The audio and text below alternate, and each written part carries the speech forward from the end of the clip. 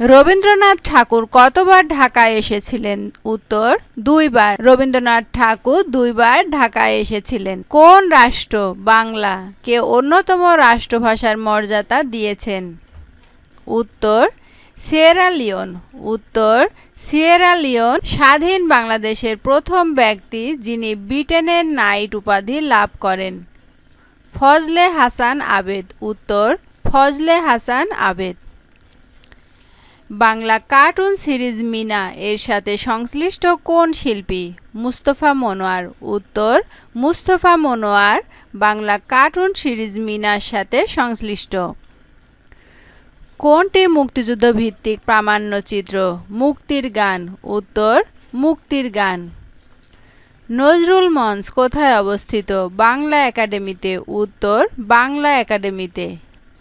মুজিবনগর স্মৃতিসৌধ এর স্থপতি কে? তানভীর করিম। উত্তর, তানভীর করিম। বউচি কিসের নাম? উত্তর, খেলা। বউচি একটি খেলার নাম। বিজু উৎসব কতদিন যাবৎ পালন করে? উত্তর, 3 দিন।